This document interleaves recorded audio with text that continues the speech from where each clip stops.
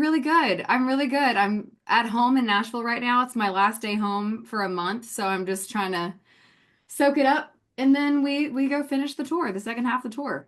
Well, I guess we should start with this. Congratulations, by the way, on all the early success. You just dropped the deluxe version of the album Patterns, five extra tunes for us, which is never a bad thing. Now, were these extra tunes recorded during that original album session? Oh, so they're brand new.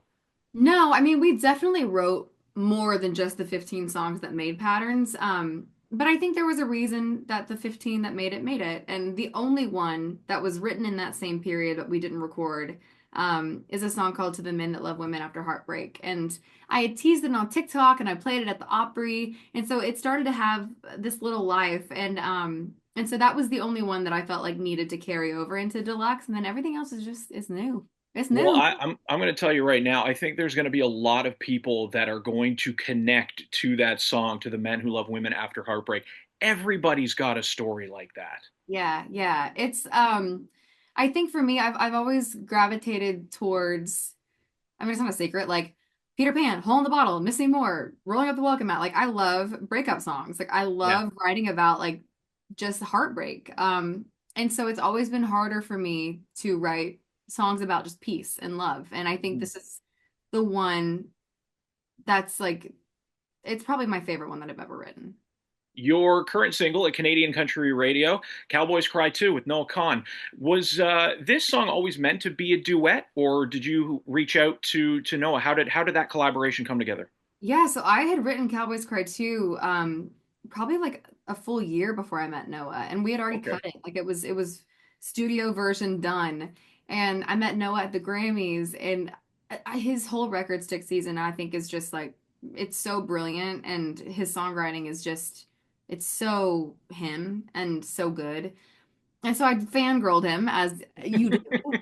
And he lives in Nashville and he knew my music too. And so we just connected and it was like maybe a month later that I just texted it to him. I was like, you know, this song is about toxic masculinity and I think it would mean a lot more to a lot more people if we had both of our perspectives on it. And he wrote his verse and we got together in Nashville and he cut it and he made the song 1 million trillion times more special.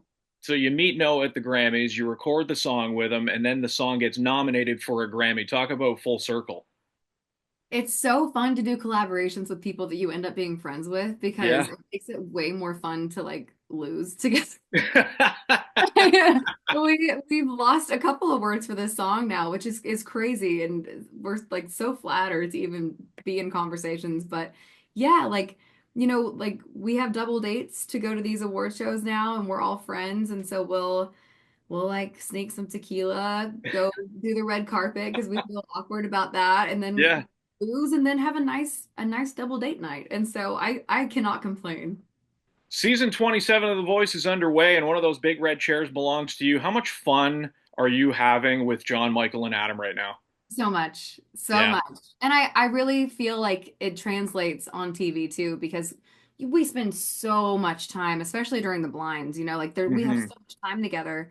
And it gets cut down significantly for TV. And so my biggest thing is I was like, I really hope because every coaching panel has like a different vibe, a different Sure. dynamic. And I really hoped that it would translate that we all got along so well. And I think it does. And I think it shows this like really beautiful friendship and respect and lightness that we have the four of us together. And we care so much about music, but we also care about having fun and making it fun. Like we're not curing cancer. We're literally just Right. trying to uplift artists and make people at home feel good about it. And so yeah, it's just been such an incredible opportunity to be a part of. Well, Bublé's a national treasure north of the border, just so you know. Don't I know it? Don't I know it? Kelsey, tell me about the letter that Reba left you. Oh yeah, I love Reba so much. I love Reba so much. Um, I think for me, being the country coach, like in the country seat, that those are big shoes to fill because it's been Blake, it's been Reba, it's been Dan and Shay. I mean, Kelly Clarkson is to me like not she's not country. And so I think for like I was nervous because I am a newer newer, like 10 years in country artist, but I love pop music and I don't shy away from that. I love all these other genres and I like to dabble. Mhm. And so I think having that affirmation from Reba really made me feel good. Yeah. You probably don't remember this, but I actually bumped into you at the Bluebird, and this was 2017. And you and we were chatting about your upcoming tour. You were opening up for Lady A in Toronto. And I said to you that night, it wasn't a matter of if, but when you'd be headlining our big arena in Toronto. And now we're just a couple of weeks away Just give me chills. from that happening. You're at Scotiabank Arena on April 13th. I'd like to think that you and I manifested this tour that night. I listen, I believe in manifesting so much.